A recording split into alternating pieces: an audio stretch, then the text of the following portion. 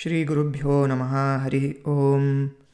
ರಮಾಪತಿಂ ಪೂರ್ಣಗುಣಂ ಮುಕುಂದಂ ವ್ಯಾಸಂ ಚ ವಿಜ್ಞಾನಸಹಸ್ರಭಾನುಂ ಪೂರ್ಣಪ್ರಬೋಧಂಚ ಸುತತ್ವದೀಪಂ ಕ್ರಮಾದ್ಗುರುಂಶ್ಚ ಪ್ರಣಮಾಮಿ ಮೂರ್ಧ್ನಾ. ನಮಸ್ಕಾರ. ಇದು ಮಧ್ವ ಗ್ರಂಥ ಪರಂಪರೆ ಹೇಳುವಂಥ ಒಂದು ಚಾರ್ಟನ್ನು ಮಾಡಿದ್ದೇನೆ. ಇದನ್ನು ಇವತ್ತು ಸ್ವಲ್ಪ ಇದರದ್ದೆಲ್ಲ ಡೀಟೇಲ್ಸ್ ನೋಡಿ ಇದನ್ನು ಹೇಗೆ ಓದೋದು, ಇದರಲ್ಲಿರುವ ವಿಷಯಗಳು ಏನು ಹೇಳಿ ಇವತ್ತು ನೋಡುವ. ಫಸ್ಟ್ ಈ ಚಾರ್ಟನ್ನು ಹೇಗೆ ಓದೋದು ಹೇಳಿ ನೋಡುವ. ಸೊ ಇದು ಟೈಟಲ್ ಮಧ್ವ ಗ್ರಂಥ ಪರಂಪರೆ ಹೇಳಿ. ಇದರಲ್ಲಿ ಏನಿದೆ ಅಂದರೆ ದ್ವೈತ ಸಿದ್ಧಾಂತದಲ್ಲಿರುವ ಎಲ್ಲ ಮುಖ್ಯವಾದ ಗ್ರಂಥಗಳು ಮತ್ತು ಅದರದ್ದು ಎಲ್ಲ ಮುಖ್ಯವಾದ ಯತಿಗಳು, ದಾಸರು ಮತ್ತು ಪಂಡಿತರು ಯಾವ ಗ್ರಂಥಗಳನ್ನು ಬರೆದಿದ್ದಾರೆ ಅವ್ರದ್ದೆಲ್ಲ ವಿಷಯಗಳು ಈ ಚಾರ್ಟಲ್ಲಿ ಇದೆ. ಇದನ್ನು ಹೇಗೆ ಓದೋದು ಹೇಳಿ ಫಸ್ಟ್ ನೋಡುವ. ಸೊ ಫಸ್ಟಲ್ಲಿ ಇಲ್ಲಿ ಲೆಫ್ಟ್ ಸೈಡಲ್ಲಿ ನೀವು ನೋಡಿದರೆ ಇಲ್ಲಿ ಎಲ್ಲ ಆಥರ್ಸ್ ಇದ್ದಾರೆ. ಇಲ್ಲಿಂದ ಹಿಡಿದು ಕೆಳಗೋರೆಗೆ ಇವರೆಲ್ಲರೂ ಆಥರ್ಗಳು. ಸೊ ಫಸ್ಟಲ್ಲಿ ಇಲ್ಲಿ ವೇದಾಸ್ ಹೇಳಿದ್ದಾವೆ. ವೇದಾಸ್ ಆಥರ್ಲೆಸ್, ಅಂದರೆ ಅದು ಅಪೌರುಷೇಯ ಗ್ರಂಥಗಳು. ಅದಕ್ಕೆ ಯಾರೂ ಅದನ್ನು ರಚಿಸಿದವರು ಯಾರೂ ಇಲ್ಲ. ಅದಕ್ಕೆ ಅದು ಗ್ರೀನ್ ಕಲರ್ ಇದರಲ್ಲಿ ಹೀಗೆ ಡೆಪಿಕ್ಟ್ ಮಾಡ್ತೇವೆ. ಆಥರ್ಲೆಸ್ ಇದ್ದದ್ದು ಅಪೌರುಷೇಯ ಗ್ರಂಥಗಳೆಲ್ಲ ಅದು ವೇದಾಸ್ ಒಂದೇ ಬರೋದು ಅದರಲ್ಲಿ. ಅದಾದಮೇಲೆ ಎರಡನೇದ್ದು ಬ್ಲೂ ಕಲರಲ್ಲಿರೋದು ಎಲ್ಲ ಭಗವಂತನ ಅನ್ನು ಡೆಪಿಕ್ಟ್ ಮಾಡ್ತದೆ. ಸೊ ಇಲ್ಲಿ ಭಗವಂತನ ಎರಡು ಅವತಾರಗಳು, ಒಂದು ಹಯಗ್ರೀವ, ಒಂದು ವೇದವ್ಯಾಸ, ಎರಡು ಬ್ಲೂ ಕಲರಲ್ಲಿ ಇಲ್ಲಿ ತೋರಿಸಿದ್ದೇವೆ. ಒಂದು ಹಯಗ್ರೀವ ಅವತಾರ ಅದು ಮೂಲ ರಾಮಾಯಣವನ್ನು ಬ್ರಹ್ಮನಿಗೆ ಹೇಳಿದ್ದು. ಇನ್ನೊಂದು ವೇದವ್ಯಾಸ ಅವತಾರ ಅದು ಬ್ರಹ್ಮಸೂತ್ರಗಳು, ಇತಿಹಾಸ ಪುರಾಣಗಳಲ್ಲಿ ಎಲ್ಲ ಕೆಲವು ಗ್ರಂಥಗಳನ್ನೆಲ್ಲ ರಚಿಸಿದ್ದ ಅವತಾರ. ಮತ್ತು ಇನ್ನು ಮುಂದೆ ಹೋಗ್ತಾ ಇಲ್ಲಿ ಯತಿಗಳು ಬರ್ತಾರೆ. ಯತಿಗಳನ್ನೆಲ್ಲ ರೆಡ್ ಕಲರ್ ಬಾಕ್ಸ್ಗಳಲ್ಲಿ ಇಲ್ಲಿ ತೋರಿಸ್ತಾ ಉಂಟು. ಮಧ್ವಾಚಾರ್ಯರು, ಪದ್ಮನಾಭ ತೀರ್ಥರು, ಹಾಗೆ ನರಹರಿ ತೀರ್ಥರು, ವಿಷ್ಣು ತೀರ್ಥರು, ತ್ರಿವಿಕ್ರಮ ಪಂಡಿತಾಚಾರ್ಯರು. ಇಲ್ಲಿ ತ್ರಿವಿಕ್ರಮ ಪಂಡಿತಾಚಾರ್ಯರು ಬರುವಾಗ ಯೆಲ್ಲೋ ಕಲರಲ್ಲಿ ಈ ಬಾಕ್ಸ್ ಇದೆ, ಯಾಕಂದರೆ ಅವ್ರು ಗೃಹಸ್ಥರು. ಸೊ ಯತಿಗಳನ್ನು ರೆಡ್ ಕಲರ್ ಬಾಕ್ಸಲ್ಲಿ ಇಲ್ಲಿ ತೋರಿಸ್ತಾ ಇದ್ದೆ. ಮತ್ತು ಗೃಹಸ್ಥರು, ದಾಸರು, ಪಂಡಿತರು ಇವರನ್ನೆಲ್ಲ ಯೆಲ್ಲೋ ಕಲರ್ ಬಾಕ್ಸ್ಗಳಲ್ಲಿ ಇಲ್ಲಿ ತೋರಿಸ್ತಾ ಉಂಟು. ಅವರ ಮಗನಾದ ನಾರಾಯಣ ಪಂಡಿತಾಚಾರ್ಯರು, ಅವರ ಮೊಮ್ಮಗನಾದ ವಾಮನ ಪಂಡಿತಾಚಾರ್ಯರು, ಹಾಗೆ ಮುಂದೆ ಬಂದ ಜಯತೀರ್ಥರು. ಇದರಲ್ಲಿ ಒಂದು ನೀವು ನೋಡಲಿಕ್ಕೆ ಹೋದರೆ ಇಲ್ಲಿ ಅವ್ರದ್ದು ಟೈಮ್ ಲೈನು ಇಲ್ಲಿ ತೋರಿಸ್ತಾ ಉಂಟು. ಕೆಲವರದ್ದು ಅಷ್ಟು ಸ್ಪಷ್ಟವಾಗಿ ಗೊತ್ತಿಲ್ಲದಿದ್ದವ್ರದ್ದು ಅವ್ರದ್ದು ಹೀಗೆ 1300s ಹಾಗೆ ಹಾಕಿದ್ದೇವೆ. ಇಲ್ಲಿ ವಿಜಯಧ್ವಜ ತೀರ್ಥರದ್ದು ಎಕ್ಸಾಕ್ಟ್ ಟೈಮ್ ಲೈನ್ ಸರಿಯಾಗಿ ಗೊತ್ತಿಲ್ಲದಿದ್ದದಕ್ಕೆ 1300s ಹೇಳಿ ಹಾಕಿದೆ. ಜಯತೀರ್ಥರದೆಲ್ಲ ಸ್ವಲ್ಪ ಸ್ಪಷ್ಟವಾಗಿ ಗೊತ್ತಿದ್ದದಕ್ಕೆ 1345 to 1388 ಹೀಗೆ ತೋರಿಸ್ತಾ ಉಂಟು. ರಾಜರಾಜೇಶ್ವರ ತೀರ್ಥರು, ಶ್ರೀಪಾದರಾಜರು, ವ್ಯಾಸತೀರ್ಥರು, ವಾದಿರಾಜರು, ವಿಜಯೇಂದ್ರ ತೀರ್ಥರು, ಪುರಂದರದಾಸರು, ಕನಕದಾಸರು, ಸುಧೀಂದ್ರ ತೀರ್ಥರು, ರಘುತ್ತಮ ತೀರ್ಥರು, ರಾಘವೇಂದ್ರ ತೀರ್ಥರು, ಪ್ರಸನ್ನ ವೆಂಕಟದಾಸರು, ವಿಜಯದಾಸರು, ಗೋಪಾಲದಾಸರು, ಮೋಹನ್ ದಾಸರು ಮತ್ತು ಜಗನ್ನಾಥದಾಸರು. ಇಷ್ಟು ಪಂಡಿತರು ಮತ್ತು ಯತಿಗಳಿದ್ದು ಗ್ರಂಥಗಳನ್ನು ನಾವು ಈ ಚಾರ್ಟಲ್ಲಿ ನೋಡ್ತೇವೆ. ಇನ್ನೊಂದು ವಿಷಯ ಏನಂದರೆ ಇದರಲ್ಲಿ ತಿಳಿಬೇಕಾದದ್ದು, ಇಲ್ಲಿ ವೇದಾಸ್ ಆ್ಯಂಡ್ ಉಪನಿಷತ್ ಪ್ರಸ್ಥಾನ ಹೇಳಿದೆ. ಹಾಗೆಯೇ ಇಲ್ಲಿ ಸೂತ್ರ ಪ್ರಸ್ಥಾನ, ಗೀತಾ ಪ್ರಸ್ಥಾನ, ಇದೆಲ್ಲ ಈ ಗ್ರಂಥಗಳಿದ್ದು ಕ್ಯಾಟಗರೀಸ್ ಹೇಳ್ಬೋದು. ಸೊ ವೇದ, ಉಪನಿಷತ್ ಪ್ರಸ್ಥಾನಗಳಲ್ಲಿ ವೇದದಲ್ಲಿ ಬರುವ ಗ್ರಂಥಗಳಿದ್ದೆಲ್ಲ ವಿವರಣೆ ಇಲ್ಲಿ ಬರ್ತದೆ. ಸೊ ಇಲ್ಲಿ ನೀವು ನೋಡ್ಲಿಕ್ಕೆ ಹೋದರೆ ಈ ಕ್ಯಾಟಗರಿಯಲ್ಲಿ ಎಲ್ಲ ವೇದಗಳಿದ್ದಾವೆ, ಅದರಲ್ಲಿ ಬರುವ ಉಪನಿಷತ್ತುಗಳು ಇದರಲ್ಲೇ ಇದ್ದಾವೆ. ಮತ್ತು ಅಲ್ಲಿಂದ ಅದಕ್ಕೆ ಬೇರೆಯವ್ರು ಬರೆದ ಭಾಷ್ಯಗಳು, ಟೀಕೆಗಳೆಲ್ಲ ಇದೇ ಈ ಬಾಕ್ಸಲ್ಲಿ ಬರ್ತದೆ. ಅದಲ್ಲದೆ ಸೂತ್ರ ಪ್ರಸ್ಥಾನ ಅಂದರೆ ವೇದವ್ಯಾಸರು ಬರೆದ ಬ್ರಹ್ಮಸೂತ್ರ, ಇದಕ್ಕೆ ಬಂದ ವ್ಯಾಖ್ಯಾನಗಳು, ಟೀಕೆಗಳು ಎಲ್ಲವೂ ಈ ಬಾಕ್ಸಲ್ಲಿ ಬರ್ತದೆ. ಗೀತಾ ಪ್ರಸ್ಥಾನ ಇದು ಮುಖ್ಯವಾಗಿ ಭಗವದ್ಗೀತೆಯದ್ದು ಗ್ರಂಥಗಳೆಲ್ಲ ಇದರಲ್ಲಿ ಈ ಕ್ಯಾಟಗರಿಯಲ್ಲಿ ಬರ್ತದೆ.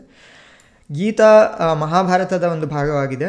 ಹಾಗೆ ಮಹಾಭಾರತ ಅರ್ಧ ಇದರಲ್ಲಿ ಬರ್ತಾ ಇದೆ, ಇನ್ನೊಂದು ಅರ್ಧ ಇತಿಹಾಸ, ಮಹಾಭಾರತವನ್ನು ಇತಿಹಾಸ ಹೇಳಿಯೂ ಹೇಳ್ತಾರೆ. ಹಾಗೆ ಇತಿಹಾಸ ಪುರಾಣಗಳಿದ್ದು ಕ್ಯಾಟಗರಿಯಲ್ಲಿಯೂ ಮಹಾಭಾರತ ಒಂದು ಕಾಲಿಟ್ಟಿದೆ. ಹಾಗೆ ಈಚೆ ಎರಡರಲ್ಲಿಯೂ ಮಹಾಭಾರತ ಬಿಲಾಂಗ್ ಆಗ್ತದೆ. ಹಾಗೆ ಇಲ್ಲಿ ಇತಿಹಾಸ ಪುರಾಣಗಳ ಕ್ಯಾಟಗರಿಯಲ್ಲಿ ಪುರಾಣಗಳು, ಭಾಗವತ, ಮೂಲ ರಾಮಾಯಣ ಎಲ್ಲ ಈ ಕ್ಯಾಟಗರಿಯಲ್ಲಿ ಬರ್ತದೆ. ಅದಕ್ಕೆ ಬರೆದ ವ್ಯಾಖ್ಯಾನಗಳು, ಟೀಕೆಗಳು, ಭಾಷ್ಯಗಳು, ಟಿಪ್ಪಣಿಗಳೆಲ್ಲ ಈ ಕ್ಯಾಟಗರಿಯಲ್ಲಿ ಕಾಣ್ತದೆ. ಇನ್ನು ನೆಕ್ಸ್ಟ್ ಕ್ಯಾಟಗರಿಯಲ್ಲಿ ಕಾಣೋದು ಪ್ರಕರಣ ಗ್ರಂಥಗಳು. ಇದರಲ್ಲಿ ಮಧ್ವಾಚಾರ್ಯರು ಬರೆದಂಥ ಮಾಯಾವಾದ, ದೂಷಣ, ಅದ್ವೈತ ಸಿದ್ಧಾಂತವನ್ನು ಖಂಡಿಸುವಂಥ ಗ್ರಂಥಗಳೆಲ್ಲ ಇದರಲ್ಲಿ ಬರ್ತದೆ. ಮತ್ತು ಕೆಲವು ಎಲ್ಲ ಎಪಿಸ್ಟಿಮಾಲಜಿ, ಆಂಟಾಲಜಿ, ತತ್ವಗಳು ಮತ್ತು ಪ್ರಮಾಣಗಳು, ವಿಷ್ಣುದ್ದು ಸರ್ವೋತ್ತಮತ್ವವನ್ನು ಹೇಳುವಂಥ ಕೆಲವು ಗ್ರಂಥಗಳೆಲ್ಲ ಇದರಲ್ಲಿ ಬರ್ತದೆ.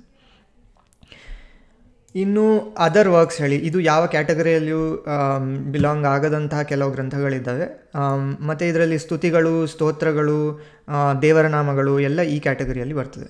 ಸೊ ಇಲ್ಲಿ ನೀವು ಮಧ್ವಾಚಾರ್ಯರದ್ದು ನೋಡ್ಲಿಕ್ಕೆ ಹೋದರೆ ಕೆಲವೆಲ್ಲ ಆಚರಣೆಗೆ ಸಂಬಂಧಪಟ್ಟಂಥ ಗ್ರಂಥಗಳು, ಮತ್ತು ನಖಸ್ತುತಿ, ದ್ವಾದಶ ಸ್ತೋತ್ರ, ಇಂಥ ಸ್ತುತಿಗಳು, ಸ್ತೋತ್ರಗಳು, ದೇವರ ನಾಮಗಳೆಲ್ಲ ಈ ಕ್ಯಾಟಗರಿಯಲ್ಲಿ ಬರ್ತದೆ. ಸೊ ಇದು ಇಲ್ಲಿಗೆ ಈ ಕ್ಯಾಟಗರೀಸಿದ್ದು ವಿವರಣೆ ಆಯಿತು. ಇನ್ನು ಇಲ್ಲಿರುವ ಕೆಲವೆಲ್ಲ ಆ್ಯರೋಗಳಿದ್ದಾವೆ, ಇದರದ್ದು ಏನು ಮೀನಿಂಗ್ ಹೇಳಿ ಇಲ್ಲಿ ನೋಡುವ. ಸೊ ಇಲ್ಲಿ ನಿಮಗೆ ಋಗ್ವೇದದಿಂದ ಒಂದು ಆ್ಯರೋ ಹೀಗೆ ಹೋಗಿ ಮಧ್ವಾಚಾರ್ಯರ ಗ್ರಂಥಗಳಿಗೆ ಹೋಗ್ತಾ ಉಂಟು. ಇಲ್ಲಿರೋದೆಲ್ಲ ಮಧ್ವಾಚಾರ್ಯರ ಗ್ರಂಥ. ಈ ರೋಸಲ್ಲಿರೋದೆಲ್ಲ ಆ ಆಥರಿದ್ದು ಗ್ರಂಥಗಳು, ಯಾವ ಆಥರಿದ್ದು ರೋ ಅಲ್ಲಿದೆ ಆ ಆಥರ್ ಬರೆದಂಥ ಗ್ರಂಥಗಳು ಹೇಳಿ. ಈಗ ಮಧ್ವಾಚಾರ್ಯರು ಬರೆದಂಥ ಗ್ರಂಥಗಳಿಗೆ ನಿಮಗೆ ಆ್ಯರೋ ಕಾಣ್ತಾ ಇದೆ. ಇಲ್ಲಿ ಇದನ್ನು ನೋಡ್ಲಿಕ್ಕೆ ಹೋದರೆ ನಾವು ಇಲ್ಲಿ ಕಠ ಉಪನಿಷತ್ ಹೇಳಿ, ಕಠೋಪನಿಷತ್ತಿಂದ ಒಂದು ಆ್ಯರೋ ಹೋಗಿ ಕಠೋಪನಿಷತ್ ಭಾಷ್ಯಕ್ಕೆ ಹೋಯಿತು. So this is exactly what it means. ಇಲ್ಲಿ ಯಾವ ಉಪನಿಷತ್ತಿಗೆ ಅವರು ಭಾಷ್ಯ ಬರೆದಿದ್ದಾರೆ ಆ ಭಾಷ್ಯ ಮತ್ತು ಆ ಉಪನಿಷತ್ತು ಈ ಆ್ಯರೋದಲ್ಲಿ ಕನೆಕ್ಟ್ ಆಗ್ತದೆ. ಇನ್ನು ಇದರಿಂದ ನೀವು ಮುಂದೆ ನೋಡ್ಲಿಕ್ಕೆ ಹೋದರೆ ಖಂಡಾರ್ಥ ನಿರ್ಣಯದಿಂದ ಒಂದು ಕೆಂಪು ಆ್ಯರೋ ಹೀಗೆ ಜಯತೀರ್ಥರ ಗ್ರಂಥಕ್ಕೆ ಹೋಗಿದೆ, ಖಂಡಾರ್ಥ ನಿರ್ಣಯ ಟೀಕಾ ಹೇಳಿ. ಸೊ ಇದಕ್ಕೆ ಮಧ್ವಾಚಾರ್ಯರ ಖಂಡಾರ್ಥ ನಿರ್ಣಯಕ್ಕೆ ಅವರು ಟೀಕೆ ಬರೆದದ್ದು ಅದು ಈ ಆ್ಯರೋ ಅಲ್ಲಿ ಹೋಗಿದೆ. ಹಾಗೆ ಮೊದಲು ಬಂದ ಗ್ರಂಥಗಳಿಗೆ ಟೀಕೆ, ಟಿಪ್ಪಣಿ, ವ್ಯಾಖ್ಯಾನ ಬರೀತಾರೆ, ಅದು ಆ ಆ್ಯರೋ ಅಲ್ಲಿ ನಾವು ಡಿಪಿಕ್ಟ್ ಮಾಡ್ತೇವೆ ಇಲ್ಲಿ. ಇನ್ನು ಈ ಆ್ಯರೋದ್ದು ಬೇರೆ ಬೇರೆ ಕಲರ್ಗಳಿದೆ. ಇದೇನು ಅಂದರೆ ಪ್ರತಿಯೊಂದು ಆಥರಿಗೆ, ಪ್ರತಿಯೊಂದು ಗ್ರಂಥಕಾರರಿಗೆ ಒಂದೊಂದು ಕಲರ್ ಇದೆ ಇಲ್ಲಿ. ಸೊ ಮಧ್ವಾಚಾರ್ಯರು ಬರೆದ ಗ್ರಂಥಗಳೆಲ್ಲ ಆರೆಂಜ್ ಆ್ಯರೋಯಿಂದ ಇಲ್ಲಿ ನಾವು ಡಿಪಿಕ್ಟ್ ಮಾಡ್ತೇವೆ. ಅಂದರೆ ಅವು ಮಧ್ವಾಚಾರ್ಯರ ಗ್ರಂಥಕ್ಕೆ ಬರುವ ಎಲ್ಲ ಆ್ಯರೋಗಳು ಒಂದೇ ಕಲರ್ ಇರ್ತವೆ. ಸೊ ನೀವು ಕೆಂಪು ಇಲ್ಲಿ ಆರೆಂಜ್ ಆ್ಯರೋ ನೋಡಿದ ಕೂಡಲೇ ಇದು ಮಧ್ವಾಚಾರ್ಯರ ಯಾವುದೋ ಗ್ರಂಥಕ್ಕೆ ಹೋಗಿ ಸೇರ್ತದೆ ಹೇಳ್ಬೋದು. ಹಾಗೆ ಇಲ್ಲಿ ಕೆಂಪು ಆ್ಯರೋ ನೋಡಿದರೆ ಇದು ಜಯತೀರ್ಥರ ಗ್ರಂಥಕ್ಕೆ ಹೋಗಿ ಸೇರ್ತದೆ ಹೇಳಿಬಿಡ್ಬೋದು. ಎಲ್ಲ ಜಯತೀರ್ಥರ ಆ್ಯರೋಗಳು ಎಲ್ಲ ನೋಡಿದರೆ ನೀವು ಕೆಂಪು ಕಲರ್ ಇರ್ತದೆ. ಹಾಗೆ ಈ ಬ್ಲೂ ಆ್ಯರೋ, ಲೈಟ್ ಬ್ಲೂ ಇದು ಆ್ಯರೋ ಏನಿದೆ ಅದು ಯಾವಾಗಲೂ ರಾಘವೇಂದ್ರ ಸ್ವಾಮಿಯರ ಗ್ರಂಥಕ್ಕೆ ಹೋಗಿ ಸೇರ್ತದೆ. ಹಾಗೆ ಒಂದು ಗ್ರಂಥ ನೋಡಿದ ಕೂಡಲೇ, ಒಂದು ಆ್ಯರೋ ನೋಡಿದ ಕೂಡಲೇ ನೀವು ಅದು ಎಲ್ಲಿ ಹೋಗಿ ಸೇರ್ತದೆ ಹೇಳಿ ತಿಳಿದುಕೊಳ್ಬೋದು. ಸರಿ, ಇನ್ನು ಇದು ನೀವು ಹೀಗೆ ನೋಡ್ಲಿಕ್ಕೆ ಹೋದರೆ ತುಂಬ ಜಾಸ್ತಿ ಗ್ರಂಥಗಳಿದ್ದಾವೆ. ಸರಿ, ಅರ್ಥ ಆಗೋದು ಸ್ವಲ್ಪ ಕಷ್ಟ ಹೇಳಿ ಅನಿಸಿದರೆ ಇಲ್ಲಿ ಈ ಬಟನ್ಗಳಿಗೆ ಸಹ ಒಂದು ಫಂಕ್ಷನಾಲಿಟಿ ಇದೆ ಇಲ್ಲಿ. ಸೊ ಯಾವುದಾದ್ರೂ ಒಂದು ಬಟನ್ ಮೇಲೆ ಒತ್ತಿದರೆ ಅವ್ರದ್ದು ಗ್ರಂಥಗಳೆಲ್ಲ ಹೈಡ್ ಆಗ್ತದೆ, ಪುನಃ ಒತ್ತಿದರೆ ಅದು ಶೋ ಆಗ್ತದೆ. ಮತ್ತು ಇನ್ನೊಂದು, ಇಲ್ಲಿ ಎಲ್ಲ ಗ್ರಂಥಗಳು ಒಂದೇ ಸಾರಿಯಲ್ಲಿ ಹೈಡ್ ಮಾಡಬೇಕಂದ್ರೆ ಹೀಗೆ ಎಲ್ಲ ಕ್ಲಿಯರ್ ಆಗಿ ಹೋಗ್ತದೆ. ಮತ್ತು ನೀವು ಒಬ್ರೊಬ್ಬರದ್ದು ಹೀಗೆ ನೋಡ್ಕೊಳ್ತಾ ಬರ್ಬೋದು. ಹಾಗೆ ಎಲ್ಲ ಒಂದೇ ಸಾರಿಯಲ್ಲಿ ತೋರಿಸ್ಬೇಕಂದ್ರೆ ಹೀಗೆ ಶೋ ಆಲ್ ಮಾಡಿಬಿಟ್ರೆ ಎಲ್ಲ ತೋರಿಸ್ತದೆ. ಮತ್ತು ಇನ್ನೊಂದು ಇಲ್ಲಿ ಏನಿದೆ ಅಂದರೆ, ಈಗ ಒಂದು ವೇಳೆ ನಿಮಗೆ ಫಾರ್ ಎಕ್ಸಾಂಪಲ್ ಈಗ ವಾಮನ ಪಂಡಿತಾಚಾರ್ಯರ ಗ್ರಂಥಗಳನ್ನು ನೋಡಬೇಕು. ಸೊ ಇಲ್ಲಿ ಒತ್ತಿದ ಕೂಡಲೇ ವಾಮನ ಪಂಡಿತಾಚಾರ್ಯರ ಗ್ರಂಥ ಮಾತ್ರ ತೋರಿಸ್ತದೆ. ಆದರೆ ಈಗ ಈ ಗ್ರಂಥದ ಹೆಸರು ನೋಡ್ಲಿಕ್ಕೆ ಹೋದರೆ ಇದು ಈಶಾವಾಸ್ಯ ಉಪನಿಷತ್ ಭಾಷ್ಯ ಹೇಳಿ ಬರ್ತಿದೆ. ಸೊ ಹಾಗಿದ್ರೆ ಇದು ಎಲ್ಲಿಯಾದರೂ ಕನೆಕ್ಟ್ ಆಗಿರಬೇಕು. ಇಲ್ಲಿ ಫಾರ್ ಎಕ್ಸಾಂಪಲ್ ಇದು ಅನುಭಾಷ್ಯ ವ್ಯಾಖ್ಯಾನ ಹೇಳಿ ಬರ್ತಿದೆ. ಇದು ಯಾವುದ್ರದ್ದು ವ್ಯಾಖ್ಯಾನ ಹೇಳಿ ತಿಳಿದುಕೊಳ್ಬೇಕಾದ್ರೆ ಇಲ್ಲಿ ಒಂದು ಸಿ ಡಿಪೆಂಡೆನ್ಸೀಸ್ ಹೇಳಿ ಇನ್ನೊಂದು ಬಟನ್ ಇದೆ. ಸೊ ಈ ಬಟನನ್ನು ಒತ್ತಿದರೆ ನಿಮಗೆ ಎಲ್ಲ ಡಿಪೆಂಡೆನ್ಸೀಸ್ ಕಾಣಲಿಕ್ಕೆ ಶುರು ಆಗ್ತದೆ. ಸೊ ಇಲ್ಲಿ ನೀವು ನೋಡುವಾಗೆ ಕಠೋಪನಿಷತ್ ಭಾಷ್ಯ ಕಠೋಪನಿಷತ್ತಿಗೆ ಇಂದ ಕನೆಕ್ಟ್ ಆಗಿದೆ. ಹಾಗೆ ಅಣುಭಾಷ್ಯ ವ್ಯಾಖ್ಯಾನ ಅಣುಭಾಷ್ಯ ಮಧ್ವಾಚಾರ್ಯರು ಬರೆದ ಅಣುಭಾಷ್ಯಕ್ಕೆ ಕನೆಕ್ಟ್ ಆಗಿದೆ. ಇಲ್ಲಿ ಮಧ್ವಾಚಾರ್ಯರ ಗ್ರಂಥಗಳಲ್ಲಿ ಕೇವಲ ಅಣುಭಾಷ್ಯವನ್ನು ಮಾತ್ರ ತೋರಿಸ್ತಾ ಉಂಟು. ಯಾಕಂದರೆ ಇಲ್ಲಿ ನಾವು ವಾಮನ ಪಂಡಿತಾಚಾರ್ಯರ ಡಿಪೆಂಡೆನ್ಸೀಸನ್ನು ಮಾತ್ರ ನೋಡ್ತಾ ಇದ್ದೆ. ನಿಮಗೆ ಮಧ್ವಾಚಾರ್ಯರ ಎಲ್ಲ ಗ್ರಂಥಗಳು ನೋಡಬೇಕಂದ್ರೆ ಮಧ್ವಾಚಾರ್ಯರದ್ದು ಬಟನ್ ಮೇಲೆ ಕ್ಲಿಕ್ ಮಾಡಿದರೆ ಇಲ್ಲಿ ಎಲ್ಲ ಮಧ್ವಾಚಾರ್ಯರ ಗ್ರಂಥಗಳು ಕಾಣ್ತದೆ. ಹಾಗೆ ಇಷ್ಟೇ ಅಲ್ಲದೆ ಇಲ್ಲಿ ಒಂದು ಈಗ ನಾನು ಹೇಳಿದ್ದು ವಿಷಯಗಳೆಲ್ಲ ಇಲ್ಲಿ ಒಂದು ಲೆಜೆಂಡ್ ಇದೆ. ಸೊ ಇಲ್ಲಿ ರೆಡ್ ಕಲರ್ ಯತಿಗಳು, ಯೆಲ್ಲೋ ಕಲರ್ ದಾಸ ಪಂಡಿತರು, ಹಾಗೆ ಅದರದ್ದೆಲ್ಲ ಮೀನಿಂಗ್ ಏನು ಹೇಳಿ ಇಲ್ಲಿ ತೋರಿಸ್ತಾ ಇದೆ. ಇದಲ್ಲದೆ ಇನ್ನೊಂದು ವಿಷಯ ಏನಂದರೆ, ಈಗ ಇಲ್ಲಿ ಗ್ರಂಥಗಳಿದ್ದಾವೆ, ದೇವರ ನಾಮಗಳು, ಸ್ತುತಿಗಳು, ಸ್ತೋತ್ರಗಳೆಲ್ಲ ಇದ್ದಾವೆ. ಸೊ ಇಲ್ಲಿ ಗ್ರಂಥಗಳನ್ನು ಈ ರೆಕ್ಟ್ಯಾಂಗಲ್ ಒಂದು ಆರೆಂಜ್ ಕಲರ್ ಇದ್ದು ರೆಕ್ಟ್ಯಾಂಗಲಲ್ಲಿ ಇಲ್ಲಿ ತೋರಿಸ್ತಾ ಇದೆ, ಬ್ರೌನ್ ಕಲರ್ ರೆಕ್ಟ್ಯಾಂಗಲಲ್ಲಿ. ಹಾಗೆ ಬೇರೆ ಸ್ತುತಿಗಳು, ಸ್ತೋತ್ರಗಳು, ದೇವರ ನಾಮಗಳನ್ನೆಲ್ಲ ಈ ಗ್ರೇ ಕಲರ್ ಪೇಪರ್ ಟೈಪ್ ರೆಕ್ಟ್ಯಾಂಗಲಲ್ಲಿ ಒಂದು ತೋರಿಸ್ತಾ ಇದ್ದೇವೆ ನಾವಲ್ಲಿ. ಸರಿ, ಸೊ ಇಷ್ಟು ಹೇಳಿ ಆದಮೇಲೆ ಇಲ್ಲಿ ಈ ಚಾರ್ಟನ್ನು ಅರ್ಥ ಮಾಡ್ಕೊಳ್ಳೋದು ಹೇಗೆ ಹೇಳಿ ಈಗ ತಿಳಿದಾಗಾಯಿತು. ಈಗ ಈ ಚಾರ್ಟನ್ನು ನಾವು ಮೊದಲಿಂದ ಹೀಗೆ ನೋಡ್ಕೊಳ್ತಾ ಬರ್ಬೋದು. ಸೊ ಫಸ್ಟಲ್ಲಿ ಎಲ್ಲ ಹೈಡ್ ಆಲ್ ಮಾಡಿಬಿಟ್ಟು ಒಂದೊಂದನ್ನು ತೋರಿಸ್ತಾ ಹೋಗ್ತೇನೆ. ಇಲ್ಲಿ ವೇದಾಸಿಂದ ಫಸ್ಟ್ ಸ್ಟಾರ್ಟ್ ಮಾಡುವ. ಸೊ ಇಲ್ಲಿ ನೋಡಿದಾಗೆ ಈ ಎಲ್ಲ ಕ್ಯಾಟಗರಿಗಳಿದ್ದಾವೆ, ವೇದ, ಉಪನಿಷತ್, ಪ್ರಸ್ಥಾನ, ಸೂತ್ರ ಪ್ರಸ್ಥಾನ, ಗೀತಾ ಪ್ರಸ್ಥಾನ. ಈಗ ನಾವು ಇದು ಆನ್ ಮಾಡಿದರೆ, ವೇದಗಳನ್ನು ಆನ್ ಮಾಡಿದರೆ ಅದು ಬರೀ ವೇದ, ಉಪನಿಷತ್, ಪ್ರಸ್ಥಾನದಲ್ಲಿ ಮಾತ್ರ ಬರ್ತದೆ. ಯಾಕಂದರೆ ಅದು ವೇದಗಳೇ ಆದ ಕಾರಣ ಅದು ಬರೀ ವೇದ ಮತ್ತು ಉಪನಿಷತ್ ಪ್ರಸ್ಥಾನಗಳಲ್ಲಿ ಮಾತ್ರ ತೋರಿಸ್ಕೊಳ್ಬೇಕು. ಸರಿ, ವೇದಗಳಿಗೆ ಆಥರ್ ಇಲ್ಲ, ಯಾರು ರಚಿಸೋರಿಲ್ಲ, ಅದಕ್ಕೆ ಇದು ಆಥರ್ಲೆಸ್ ಕ್ಯಾಟಗರಿ. ಇದು ಗ್ರೀನ್ ಕಲರ್ ಬಾಕ್ಸ್ ಅಂದರೆ ಆಥರ್ಲೆಸ್ ಹೇಳಿ ಇದರಲ್ಲೇ ಬರ್ತದೆ. ಅದರದ್ದು ಆಥರ್ ವೇದಾಸ್ ಹೇಳಿ ಹಾಕಿದ್ದೇನೆ. ಸರಿ, ಈಗ ವೇದಾಸಲ್ಲಿ 4 ಶಾಖೆಗಳಿದ್ದಾವೆ. ಋಗ್ವೇದ, ಯಜುರ್ವೇದ, ಸಾಮವೇದ, ಅಥರ್ವವೇದ, ಇದು 4 ಶಾಖೆಗಳು. ಈಗ ಯಜುಶ್ ಶಾಖೆ 2 ಶಾಖೆಗಳಾಗಿ ಬೆಳೀತು. ಅದು ಕೃಷ್ಣ ಯಜುರ್ವೇದ, ಶುಕ್ಲ ಯಜುರ್ವೇದ ಹೇಳಿ ಕರೀತಾರೆ. ಅದರಲ್ಲಿ ಎಲ್ಲ ಸೇರಿ ಮುಖ್ಯವಾಗಿ 10 ಉಪನಿಷತ್ತುಗಳಿದ್ದಾವೆ. ಋಗ್ವೇದದಲ್ಲಿ ಐತರೇಯ ಉಪನಿಷತ್ತು, ಕೃಷ್ಣ ಯಜುರ್ವೇದದಲ್ಲಿ ಕಠೋಪನಿಷತ್ತು, ತೈತರೀಯ ಉಪನಿಷತ್ತು, ಶುಕ್ಲ ಯಜುರ್ವೇದದಲ್ಲಿ ಈಶಾವಾಸ್ಯ, ಬೃಹದಾರಣ್ಯಕ, ಸಾಮವೇದದಲ್ಲಿ ಕೇನೋಪನಿಷತ್, ಛಾಂದೋಗ್ಯೋಪನಿಷತ್, ಅಥರ್ವವೇದದಲ್ಲಿ ಷಟ್ಪ್ರಶ್ನ, ಮುಂಡಕ ಮತ್ತು ಮಾಂಡೂಕ್ಯೋಪನಿಷತ್. ಹೀಗೆ ಇಷ್ಟು ವೇದಗಳು ಮತ್ತು ಉಪನಿಷತ್ತುಗಳಿದ್ದು ಗ್ರಂಥಗಳನ್ನು ಇಲ್ಲಿ ನೋಡಿದಾಗಾಯಿತು. ಇನ್ನು ನೆಕ್ಸ್ಟ್ ಕ್ಯಾಟಗರಿಯಲ್ಲಿ ಹಯಗ್ರೀವದ್ದು ಬಟನ್ ಮೇಲೆ ಒತ್ತಿದರೆ ಇಲ್ಲಿ ಒಂದು ಗ್ರಂಥ ಬಂತು. ಇತಿಹಾಸ ಪುರಾಣ ಕ್ಯಾಟಗರಿಯಲ್ಲಿ ಮೂಲ ರಾಮಾಯಣ ಹೇಳಿ ಬಂತು. ಇದು ಹಯಗ್ರೀವ ಬ್ರಹ್ಮದೇವರಿಗೆ ಹೇಳಿದಂಥ ಮೂಲ ರಾಮಾಯಣ. ಇದರಲ್ಲಿ 100 ಕೋಟಿ ಶ್ಲೋಕಗಳಿದ್ದಾವೆ. ಇವತ್ತು ಇದು ಸಿಕ್ಕುವುದಿಲ್ಲ, ನಮಗೆ ಅವೈಲಬಲ್ ಇಲ್ಲ. ಇದು ಇವತ್ತು ನಮಗೆ ಉಪಲಬ್ಧವಾದದ್ದು ವಾಲ್ಮೀಕಿ ರಾಮಾಯಣ ಹೇಳಿ, ಅದು ಇದರದ್ದೊಂದು ಸಾರ ಹೇಳಿ ಹೇಳ್ಬೋದು. ಆದರೆ ಮಧ್ವಾಚಾರ್ಯರು ಈ ಗ್ರಂಥವನ್ನೇ ರೆಫರೆನ್ಸ್ ಆಗಿ ಇಟ್ಕೊಂಡು ಮಹಾಭಾರತ ತಾತ್ಪರ್ಯ ನಿರ್ಣಯ ಬರೆದಿದ್ರು. ಅದಕ್ಕಾಗಿ ಇದನ್ನು ಇಲ್ಲಿ ಹಾಕಿದ್ದೇನೆ. ಇಲ್ಲಿಂದ ಮುಂದೆ ಒಂದು ಆರೋ ಹೋಗಿ ಮಧ್ವಾಚಾರ್ಯರ ಮಹಾಭಾರತ ತಾತ್ಪರ್ಯ ನಿರ್ಣಯಕ್ಕೆ ಸೇರ್ತದೆ, ಯಾಕಂದರೆ ಇದನ್ನು ಅವರು ರೆಫರೆನ್ಸ್ ಮಾಡಿದ್ದಾರೆ. ಸರಿ, ಇನ್ನು ಮುಂದೆ ವೇದವ್ಯಾಸರದ್ದು ಬರ್ತದೆ. ವೇದವ್ಯಾಸರು ಇಲ್ಲಿ ನೋಡಿದಾಗೆ 28ನೇ ದ್ವಾಪರ, ಅಂದರೆ ವೈವಸ್ವತ ಮನ್ವಂತರದ 28ನೇ ಯುಗಚಕ್ರದ ದ್ವಾಪರ ಯುಗದಲ್ಲಿ ಬಂದ ವೇದವ್ಯಾಸರು. ಇದು ಭಗವಂತನ ಅವತಾರ. ಅವರ ಕೊಡುಗೆಗಳು ಇಲ್ಲಿ ಸೂತ್ರ ಪ್ರಸ್ಥಾನದೊಳಗೆ ನೋಡಿದರೆ ಬ್ರಹ್ಮಸೂತ್ರ ಅವರ ಒಂದು ಮುಖ್ಯವಾದ ಕೊಡುಗೆ. ಅದಲ್ಲದೆ ಮಹಾಭಾರತವೆಂಬ ಇತಿಹಾಸವನ್ನು ಅವರು ರಚಿಸಿದ್ದಾರೆ. ಅದರಲ್ಲಿ ಭಗವದ್ಗೀತೆ ಒಂದು ಮುಖ್ಯವಾದ ಭಾಗವಾಗಿದೆ. ಭಗವದ್ಗೀತೆ ಗೀತಾ ಪ್ರಸ್ಥಾನದೊಳಗೆ ಬರ್ತದೆ. ಅದಕ್ಕೆ ಮಹಾಭಾರತ 2ರಲ್ಲಿಯೂ ಒಂದೊಂದು ಕಾಲಿಟ್ಟಿದೆ, ಇತಿಹಾಸ ಪುರಾಣ ಕ್ಯಾಟಗರಿಯಲ್ಲಿ ಮತ್ತು ಗೀತಾ ಪ್ರಸ್ಥಾನದಲ್ಲಿ. ಮಹಾಭಾರತವನ್ನು ಇತಿಹಾಸ ಹೇಳಿ ಕರೀತಾರೆ. ಅದರಲ್ಲಿ ಈ ಕ್ಯಾಟಗರಿಯಲ್ಲಿ, ಇತಿಹಾಸ ಪುರಾಣ ಕ್ಯಾಟಗರಿಯಲ್ಲಿ ಮಹಾಭಾರತ ಅಲ್ಲದೆ ಭಾಗವತ ಮತ್ತು ಇನ್ನೊಂದು 17 ಪುರಾಣಗಳನ್ನು ವೇದವ್ಯಾಸರು ರಚಿಸಿದ್ದಾರೆ. ಒಟ್ಟಾಗಿ 18 ಪುರಾಣಗಳು. ಭಾಗವತವನ್ನು ಸೆಪರೇಟಾಗಿ ಇಲ್ಲಿ ತೋರಿಸಿದ್ದು ಯಾಕಂದರೆ ಕೇವಲ ಭಾಗವತಕ್ಕೆ ಕೆಲವು ಯತಿಗಳು ವ್ಯಾಖ್ಯಾನವನ್ನು ಮಾಡಿದ್ದಾರೆ. ಅದಕ್ಕೆ ಭಾಗವತವನ್ನು ಒಂದನ್ನೇ ಸೆಪರೇಟ್ ಕ್ಯಾಟಗರಿಯಾಗಿ ಇಲ್ಲಿ ತೋರಿಸಿದ್ದೇನೆ. ಮತ್ತು ಬೇರೆ 17 ಪುರಾಣಗಳಲ್ಲದೆ ಕೆಲವು ಉಪಪುರಾಣಗಳೆಲ್ಲ ಇದ್ದಾವೆ, ಅದನ್ನು ವೇದವ್ಯಾಸರು ಬರೆದಿದ್ದಾರೆ ಹೇಳಿ ಹೇಳ್ತಾರೆ. ಹೀಗೆ ವೇದವ್ಯಾಸರ ಕೊಡುಗೆ ಬ್ರಹ್ಮಸೂತ್ರ, ಮಹಾಭಾರತ ಮತ್ತು 18 ಪುರಾಣಗಳಲ್ಲಿ. ಇನ್ನು ಇಲ್ಲಿಂದ ಮುಂದೆ ಮಧ್ವಾಚಾರ್ಯರದು ಶುರು ಆಗ್ತದೆ. ಅಂದರೆ ನಮ್ಮ ದ್ವೈತ ಸಿದ್ಧಾಂತದ ಫಸ್ಟ್ ಆಥರ್ ಅಂದರೆ ಮಧ್ವಾಚಾರ್ಯರು, ಅವ್ರದ್ದು ಇಲ್ಲಿ ಪ್ರಾರಂಭವಾಗ್ತದೆ. ಇಲ್ಲಿ ನೋಡ್ಲಿಕ್ಕೆ ಹೋದರೆ ಮಧ್ವಾಚಾರ್ಯರದು 1238 to 1317 AD ಹೇಳಿ ಅವ್ರದ್ದು time line.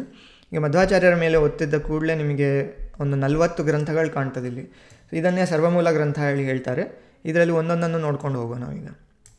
So Veda and Upanishad ಪ್ರಸ್ಥಾನ, ಇದರೊಳಗೆ ಮೊದಲನೇ ಗ್ರಂಥ ಬರೋದು ಋಗ್ಭಾಷ್ಯ ಹೇಳಿ. ಇದು ನಿಮಗೆ ಇಲ್ಲಿ ನೋಡಿದರೆ ಋಗ್ವೇದದಿಂದ ಒಂದು ಆರೋ ಬರ್ತಾ ಇದೆ, ಅದು ಋಗ್ಭಾಷ್ಯಕ್ಕೆ ಹೋಗ್ತಿದೆ. ಸೊ ಋಗ್ಭಾಷ್ಯದಲ್ಲಿ ಅವರು ಋಗ್ವೇದದಲ್ಲಿರುವ ಮೊದಲನೇ 40 ಶ್ಲೋಕಗಳಿಗೆ ಅವರು ಭಾಷೆ ಬರೆದಿದ್ದಾರೆ. ಅದನ್ನು ಋಗ್ಭಾಷ್ಯ ಹೇಳಿ ಹೇಳ್ತಾರೆ. ಅದಿಲ್ಲಿ ಋಗ್ಭಾಷ್ಯ ಗ್ರಂಥ ಹೇಳಿ ಇಲ್ಲಿ ತೋರಿಸ್ತಾ ಇದೆ. ಮತ್ತು ಇನ್ನೊಂದು ಖಂಡಾರ್ಥ ನಿರ್ಣಯ, ಇದನ್ನು ಕರ್ಮ ನಿರ್ಣಯ ಹೇಳಿಯೂ ಹೇಳ್ತಾರೆ. ಇದು ಅವರು ಉಜಿರೆಯ ಜನಾರ್ದನ ದೇವಸ್ಥಾನದಲ್ಲಿರುವಾಗ ಒಂದು ಸಾರಿ ಅಲ್ಲಿರುವ ಕೆಲವು ಪಂಡಿತರು ಮಧ್ವಾಚಾರ್ಯರಿಗೆ ಕೇವಲ ವೇದಾಂತದ ಮಾತ್ರ ಸ್ಕಾಲರ್ಶಿಪ್ ಇರೋದು, ಅವರಿಗೆ ಕರ್ಮಕಾಂಡ ಅಂದರೆ ವೇದದಲ್ಲಿರುವ ಅರಣ್ಯಕಗಳು ಬ್ರಾಹ್ಮಣ ಇದರ ಅಷ್ಟು ಸ್ಪಷ್ಟ ಜ್ಞಾನ ಇಲ್ಲ ಹೇಳಿ ಅದಕ್ಕೆ ವಾದಕ್ಕೆ ಎಳಿತಾರೆ, ಆ ಕರ್ಮಕಾಂಡದಲ್ಲಿಯೇ ವಾದಕ್ಕೆ ಎಳಿತಾರೆ ಮಧ್ವಾಚಾರ್ಯರನ್ನು. ಆವಾಗ ಮಧ್ವಾಚಾರ್ಯರು ಅಲ್ಲಿ ಕೊಟ್ಟ ಪ್ರವಚನದಲ್ಲಿ ಸ್ಪಷ್ಟವಾಗ್ತದೆ ಅವರಿಗೆ ಬ್ರಾಹ್ಮಣ ಅರಣ್ಯಕಗಳು ಇಡೀ ವೇದದ್ದು ಸ್ಪಷ್ಟವಾದ ತಿಳಿವಳಿಕೆ ಇದೆ ಹೇಳಿ. ಅವ್ರು ಕೊಟ್ಟ ಪ್ರವಚನವನ್ನು ಅಲ್ಲಿ ಅವರ ಶಿಷ್ಯರು ಟ್ರಾನ್ಸ್ಕ್ರೈಬ್ ಮಾಡಿ ಬರೆದಿಟ್ಕೊಳ್ತಾರೆ. ಅದಕ್ಕೆ ಖಂಡಾರ್ಥ ನಿರ್ಣಯ ಹೇಳುವಂಥ ಗ್ರಂಥ ಇದು. ಇದರಲ್ಲಿ ಐತರೇಯ ಅರಣ್ಯಕ ಮತ್ತು ಐತರೇಯ ಬ್ರಾಹ್ಮಣದ ಕೆಲವು ಚಾಪ್ಟರ್ಸಿಗೆ ಭಾಷೆ ಇದೆ ಇದರಲ್ಲಿ. ಇದನ್ನು ಖಂಡಾರ್ಥ ನಿರ್ಣಯ ಹೇಳಿ ಕರೀತಾರೆ. ಇನ್ನು ಮುಂದೆ ಐತರೇಯ ಇದು 10 ಉಪನಿಷತ್ತುಗಳು ಮುಖ್ಯವಾದದ್ದು. ಆ 10 ಉಪನಿಷತ್ತುಗಳಿಗೂ ಮಧ್ವಾಚಾರ್ಯರು ಭಾಷ್ಯವನ್ನು ಬರೆದಿದ್ದಾರೆ. ಅದು ಇಲ್ಲಿ ಆ ಉಪನಿಷತ್ತಿಂದ ಹೀಗೆ ಯಾರೋ ಬಂದು ಆ ಭಾಷ್ಯಕ್ಕೆ ಸೇರ್ತಾ ಇದೆ ಇಲ್ಲಿ. ಸೊ ಇದು ಐತರೇಯ ಉಪನಿಷತ್ ಭಾಷ್ಯ, ಕಠೋಪನಿಷತ್ ಭಾಷ್ಯ, ತೈತ್ರೇಯ ಉಪನಿಷತ್ ಭಾಷ್ಯ ಇತ್ಯಾದಿ. ಇಲ್ಲಿ ಪ್ರತಿಯೊಂದು ಉಪನಿಷತ್ತಿಗೂ ಮಧ್ವಾಚಾರ್ಯರು ಬರೆದಂತಹ 10 ಭಾಷ್ಯಗಳು. ಹಾಗೆ ಇಲ್ಲಿಗೆ ಸರ್ವಮೂಲ ಗ್ರಂಥದ 10, 11, 12 ಗ್ರಂಥಗಳು ಆಯಿತು. ಇನ್ನು ಮುಂದೆ ಸೂತ್ರ ಪ್ರಸ್ಥಾನದನ್ನು ನೋಡುವ. ಸೊ ಬ್ರಹ್ಮಸೂತ್ರ ಎಂಬ ಕೊಡುಗೆ ವೇದವ್ಯಾಸರದು. ಇದಕ್ಕೆ 4 ಗ್ರಂಥಗಳು ವ್ಯಾಖ್ಯಾನವಾಗಿ ಮಧ್ವಾಚಾರ್ಯರು ಬರೆದದ್ದು: ಬ್ರಹ್ಮಸೂತ್ರ ಭಾಷ್ಯ, ಅಣುವ್ಯಾಖ್ಯಾನ, ಅಣುಭಾಷ್ಯ ಮತ್ತು ನ್ಯಾಯ ವಿವರಣ. ಬ್ರಹ್ಮಸೂತ್ರ ಭಾಷ್ಯದಲ್ಲಿ 4 ಅಧ್ಯಾಯಗಳಿದ್ದಾವೆ. ಪ್ರತಿಯೊಂದು ಅಧ್ಯಾಯದಲ್ಲಿ 4 ಪಾದಗಳು, ಆ 4 ಪಾದದೊಳಗೆ ಅಧಿಕರಣಗಳು, ಆ ಅಧಿಕರಣದೊಳಗೆ ಸೂತ್ರಗಳು. ಸೊ ಒಟ್ಟು ಸೇರಿ 562 ಅಥವಾ 564 ಹೇಳ್ತಾರೆ ಕೆಲವರು, ಅಷ್ಟು ಸೂತ್ರಗಳಿದ್ದಾವೆ. ಸೊ ಪ್ರತಿಯೊಂದು ಸೂತ್ರಕ್ಕೆ ಮಧ್ವಾಚಾರ್ಯರು ಭಾಷ್ಯ ಬರೆದಿದ್ದಾರೆ ಬ್ರಹ್ಮಸೂತ್ರ ಭಾಷ್ಯದಲ್ಲಿ. ಅದಾದಮೇಲೆ ಬ್ರಹ್ಮಸೂತ್ರ ಭಾಷ್ಯವನ್ನು ತುಂಬ ಕಂಪ್ರೆಸ್ ಮಾಡಿ ಒಂದು ಶಾರ್ಟ್ ಅಬ್ರಿಡ್ಜ್ಡ್ ವರ್ಷನ್ ಬರೆದವರು ಅಣುಭಾಷ್ಯ ಹೇಳ್ಕೊಳ್ತಿದೆ. ಅದಾದಮೇಲೆ ತ್ರಿವಿಕ್ರಮ ಪಂಡಿತಾಚಾರ್ಯರವರ ಪ್ರೀತಿಯ ಶಿಷ್ಯ ಅವ್ರ ಹತ್ರ ಇನ್ನೊಂದು ಎಕ್ಸ್ಪ್ಯಾಂಡೆಡ್ ವರ್ಷನ್ ಮಾಡಬೇಕು ಬ್ರಹ್ಮಸೂತ್ರ ಭಾಷ್ಯದ್ದು ಹೇಳಿ ಕೇಳಿಕೊಂಡ್ರು. ಅದಕ್ಕೆ ಅವರು ಅಣುವ್ಯಾಖ್ಯಾನ ಎಂಬ ಎಕ್ಸ್ಪ್ಯಾಂಡೆಡ್ ವರ್ಷನ್ ಬರೆದಿದ್ದಾರೆ. ಹಾಗೆ ಬ್ರಹ್ಮಸೂತ್ರ ಭಾಷ್ಯ ಮೊದಲು ಬರೆದದ್ದು, ಅದಾದಮೇಲೆ ಅಣುಭಾಷ್ಯ ಅದರ ಕಂಪ್ರೆಸ್ಡ್ ವರ್ಷನ್, ಅಣುವ್ಯಾಖ್ಯಾನ ಅದರ ಎಕ್ಸ್ಪ್ಯಾಂಡೆಡ್ ವರ್ಷನ್. ಮತ್ತು ಇನ್ನೊಂದು ನ್ಯಾಯ ವಿವರಣ ಹೇಳಿ, ಇದೊಂದು ಅಣುವ್ಯಾಖ್ಯಾನಕ್ಕೇ ಒಂದು ಅಪೆಂಡಿಕ್ಸ್ ಇದ್ದಾಗೆ ಅದರಲ್ಲಿರುವ ಪ್ರತಿ ಪಾದದ ಒಂದು ಸಮ್ಮರಿಯನ್ನು ನ್ಯಾಯ ವಿವರಣದಲ್ಲಿ ಕೊಟ್ಟಿದ್ದಾರೆ. ಹೀಗೆ 4 ಗ್ರಂಥಗಳು ಬ್ರಹ್ಮಸೂತ್ರ ಭಾಷ್ಯ ಸೂತ್ರ ಪ್ರಸ್ಥಾನದಲ್ಲಿ ಬ್ರಹ್ಮಸೂತ್ರ ಭಾಷ್ಯಕ್ಕೆ ಬರೆದದ್ದು. ಮತ್ತು ಮುಂದೆ ಗೀತಾ ಪ್ರಸ್ಥಾನದಲ್ಲಿ ಭಗವದ್ಗೀತೆಗೇ 2 ವ್ಯಾಖ್ಯಾನಗಳನ್ನು ಬರೆದಿದ್ದಾರೆ, 2 ಭಾಷೆಗಳನ್ನು ಬರೆದಿದ್ದಾರೆ. ಇದರಲ್ಲಿ ಮೊದಲನೇದು ಗೀತಾ ಭಾಷ್ಯ. ಇದು ಮಧ್ವಾಚಾರ್ಯರು ಎಲ್ಲದರಿಂದ ಸರ್ವಮೂಲ ಗ್ರಂಥದಲ್ಲಿ ಫಸ್ಟ್ ಬರೆದದಂದರೆ ಗೀತಾ ಭಾಷ್ಯ. ಕಂದುಕ ಸ್ತುತಿಯನ್ನು ಬಿಟ್ಟರೆ, ಕಂದುಕ ಸ್ತುತಿ ಅವರು ಬಾಲಕ ಇರುವಾಗ ಚೆಂಡೊಟ್ಟಿಗೆ ಆಡ್ತಾ ಇರುವಾಗ ಬರೆದ ಒಂದು ಸ್ತುತಿ. ಅದು ಬಿಟ್ಟರೆ ಗೀತಾ ಭಾಷ್ಯ ಮೊದಲನೇ ಗ್ರಂಥ ಅವರು ಬರೆದದ್ದು. ಇದನ್ನು ಅವರು ಬದರಿಗೆ ಮೊದಲನೇ ಸಾರಿ ಹೋಗುವಾಗ ವೇದವ್ಯಾಸರಿಗೆ ಅರ್ಪಿಸಿದ್ರು ಹೇಳ್ತಾರೆ. ಅದಾದಮೇಲೆ ಮುಂದೆ ಇನ್ನೂ ಸ್ವಲ್ಪ ಡೀಟೇಲ್ ಆಗಿ ಕೆಲವು ಶ್ಲೋಕಗಳಿಗೆ ಅರ್ಥ ಬರಿಬೇಕು ಹೇಳಿ ಗೀತಾ ತಾತ್ಪರ್ಯ ನಿರ್ಣಯ ಹೇಳಿ ಇನ್ನೊಂದು ಗ್ರಂಥ ಬರೆದಿದ್ರು. ಹಾಗೆ ಇದೆರಡು ಮಧ್ವಾಚಾರ್ಯರದು ಕೊಡುಗೆಗಳು ಗೀತಾ ಪ್ರಸ್ಥಾನದಲ್ಲಿ. ಸೊ ಈಗ ಅಲ್ಲಿ ಫಸ್ಟಲ್ಲಿ 12 ಅಲ್ಲದೆ ಇದು 4, 16 ಮತ್ತು 18 ಗ್ರಂಥಗಳಾದವು. ಅದಾದಮೇಲೆ ಇಲ್ಲಿ ಇತಿಹಾಸ ಪುರಾಣಗಳಿಗೆ ಮಹಾಭಾರತ ತಾತ್ಪರ್ಯ ನಿರ್ಣಯ ಹೇಳಿ ಮಧ್ವಾಚಾರ್ಯರು ಮುಖ್ಯವಾದ ಒಂದು ಗ್ರಂಥವನ್ನು ಬರೆದಿದ್ದಾರೆ. ಇದರಲ್ಲಿ ಅವರು ನಾನು ಹಿಂದೆ ಹೇಳಿದಾಗೆ ಮೂಲ ರಾಮಾಯಣದ್ದು ರೆಫರೆನ್ಸ್ ಬರ್ತದೆ. ಅದಲ್ಲದೆ ಬೇರೆ ಎಲ್ಲ 18 ಪುರಾಣಗಳು ಮತ್ತು ಮುಖ್ಯವಾಗಿ ಮಹಾಭಾರತದ ರೆಫರೆನ್ಸಸ್ಸನ್ನು ಇಲ್ಲಿ ಅದರಲ್ಲಿರುವ ಬೇರೆ ಬೇರೆ ಕಾಂಟ್ರಡಿಕ್ಷನ್ಸನ್ನೆಲ್ಲ ತಗೊಂಡು ಅದನ್ನು ಸರಿಪಡಿಸ್ತಾರೆ ಇಲ್ಲಿ. ಸೊ ಹೀಗೆ ಇದು ಮಹಾಭಾರತ ತಾತ್ಪರ್ಯ ನಿರ್ಣಯ ಗ್ರಂಥ. ಇದರಲ್ಲಿ 32 ಅಧ್ಯಾಯಗಳಿದ್ದಾವೆ. ಅದಲ್ಲದೆ ಮಹಾಭಾರತಕ್ಕೊಂದಕ್ಕೆ ಮಹಾಭಾರತ ತಾತ್ಪರ್ಯ ಹೇಳಿ ಇನ್ನೊಂದು ಗ್ರಂಥ ಬರೆದಿದ್ದಾರೆ. ಇದು ಮಹಾಭಾರತ ತಾತ್ಪರ್ಯ ನಿರ್ಣಯದಿಂದ ಬೇರೆ ಗ್ರಂಥ. ಇದು ಮಹಾಭಾರತ ತಾತ್ಪರ್ಯವನ್ನು ಯಮಕ ಭಾರತ ಹೇಳಿಯೂ ಹೇಳ್ತಾರೆ. ಇದರ ಪರ್ಪಸ್ ಏನಂದರೆ ಮುಖ್ಯವಾಗಿ ಕೃಷ್ಣ ಮಹಾಭಾರತದ ಪ್ರೊಟ್ಯಾಗೊನಿಸ್ಟ್, ಅವನು ಅದರ ನಾಯಕ ಹೇಳಿ ತೋರಿಸ್ಲಿಕ್ಕೋಸ್ಕರ ಒಂದು ಗ್ರಂಥವನ್ನು ಬರೆದದ್ದು ಮಹಾಭಾರತ ತಾತ್ಪರ್ಯ ಎಂದೆನಿಸುತ್ತದೆ. ಮತ್ತು ಭಾಗವತಕ್ಕೆ ಒಂದು ತಾತ್ಪರ್ಯ ನಿರ್ಣಯ ಒಂದು ಕಮೆಂಟ್ರಿ ಬರೆದದ್ದು ಅವರು ಭಾಗವತ ತಾತ್ಪರ್ಯ ನಿರ್ಣಯ ಹೇಳಿ. ಆದರೆ ಇದರಲ್ಲಿ ಕೇವಲ ಭಾಗವತ ಅಲ್ಲ, ಇದರಲ್ಲಿ ಹೇಳಿದ ವಿಷಯಗಳು ಎಲ್ಲ ಬೇರೆ ಪುರಾಣಗಳಿಗೂ ಅಪ್ಲೈ ಆಗ್ತದೆ. ಅಂದರೆ 3 ರೀತಿಯ ಭಾಷೆಗಳಿದ್ದಾವೆ: ಗುಹ್ಯ ಭಾಷೆ, ದರ್ಶನ ಭಾಷೆ, ಸಮಾಧಿ ಭಾಷೆ. ಇದನ್ನೆಲ್ಲ ಹೇಗೆ ಅರ್ಥ ಮಾಡ್ಕೊಳ್ಳೋದು, ಇದೆಲ್ಲ ಪುರಾಣದಲ್ಲಿ ಬರುವಂಥ ಭಾಷೆಗಳು ಹೇಳಿ ಇದು ಎಲ್ಲ ಪುರಾಣಗಳಿಗೂ ಅಪ್ಲೈ ಆಗುವಂಥ ವಿಷಯಗಳನ್ನು ಇದರಲ್ಲಿ ಭಾಗವತ ತಾತ್ಪರ್ಯ ನಿರ್ಣಯದಲ್ಲಿ ಮಧ್ವಾಚಾರ್ಯರು ಹೇಳಿದ್ದಾರೆ. ಇಲ್ಲಿಗೆ 21 ಗ್ರಂಥಗಳಾದವು. ಅದಾದಮೇಲೆ ಈ ಪ್ರಕರಣ ಗ್ರಂಥಗಳು, ಮಧ್ವಾಚಾರ್ಯರು 9 ಪ್ರಕರಣ ಗ್ರಂಥಗಳನ್ನು ಬರೆದಿದ್ದಾರೆ ಹೇಳಿ. ಅದನ್ನು ಕೆಲವರು ದಶ ಪ್ರಕರಣ ಹೇಳ್ತಾರೆ. ಇಲ್ಲಿ ನಾನು 9 ತೋರಿಸಿದೆ. ದಶ ಪ್ರಕರಣ ಹೇಳುವುದಾದರೆ ಮೊದಲು ಹೇಳಿದ ಖಂಡಾರ್ಥ ನಿರ್ಣಯ ಗ್ರಂಥ, ಜನಾರ್ದನ ದೇವಸ್ಥಾನದಲ್ಲಿ ಉಜಿರೆಯಲ್ಲಿ ಅವರು ಕರ್ಮಕಾಂಡದ ಬಗ್ಗೆ ಹೇಳಿದ ಗ್ರಂಥವನ್ನು, ಇದನ್ನು ಖಂಡಾರ್ಥ ನಿರ್ಣಯವನ್ನು 10ನೇ ಪ್ರಕರಣ ಹೇಳಿ ತಗೊಂಡ್ರೆ ದಶ ಪ್ರಕರಣ ಹೇಳ್ತಾರೆ. ಕೆಲವರು ಅದನ್ನು ವೇದ ಉಪನಿಷತ್ ಪ್ರಸ್ಥಾನದಲ್ಲಿ ಹಾಕಿ ವೇದಗಳೊಟ್ಟಿಗೆ ಹಾಕಿ ಮತ್ತು ಇಲ್ಲಿ ನವಪ್ರಕರಣಗಳು ಹೇಳಿ ತಗೊಳ್ತಾರೆ. ಹಾಗೆ ಇಲ್ಲಿ ನಾನು ನವಪ್ರಕರಣಗಳಲ್ಲಿ ಹೇಳಿಯೇ ತಗೊಂಡಿದ್ದೇನೆ. ಅದರಲ್ಲಿ ಮೊದಲನೇ ಆದದ್ದು, ಎಲ್ಲದರಿಂದ ಮುಖ್ಯವಾದದ್ದು ಪ್ರಕರಣ ಅಂದರೆ ವಿಷ್ಣು ತತ್ವ ನಿರ್ಣಯ. ಇದು ಈ 9 ಪ್ರಕರಣಗಳಲ್ಲಿ ಎಲ್ಲದರಿಂದ ದೊಡ್ಡವಾದ ಗ್ರಂಥ ಇದು. ಇದರಲ್ಲಿ 3 ಅಧ್ಯಾಯಗಳಿದ್ದಾವೆ. ಮೊದಲನೇ ಅಧ್ಯಾಯದಲ್ಲಿ ವಿಷ್ಣು ಸರ್ವಶಬ್ದವಾಚ್ಯ ಎಂಬುದನ್ನು ಹೇಳ್ತಾರೆ. 2ನೇ ಅಧ್ಯಾಯದಲ್ಲಿ ವಿಷ್ಣು ಸರ್ವೋತ್ತಮ ಹೇಳುವ ವಿಷಯವನ್ನು ಹೇಳ್ತಾರೆ. 3ನೇ ಅಧ್ಯಾಯದಲ್ಲಿ ವಿಷ್ಣುವಿನ ಗುಣಪೂರ್ಣತ್ವ ಮತ್ತು ನಿರ್ದೋಷತ್ವದ ಬಗ್ಗೆ ಮಾತಾಡ್ತಾರೆ. ಹೀಗೆ 3 ಅಧ್ಯಾಯಗಳಿರುವ ತುಂಬ ದೊಡ್ಡ ಗ್ರಂಥ ಇದು. ಇದರ ಮೇಲೆ ತುಂಬ ಮುಂದೆ ಬಂದ ಯತಿಗಳು ಮತ್ತು ಪಂಡಿತರೆಲ್ಲ ಇದರ ಮೇಲೆ ತುಂಬ ಭಾಷ್ಯಗಳು, ವ್ಯಾಖ್ಯಾನಗಳನ್ನು ಬರೆದಿದ್ದಾರೆ.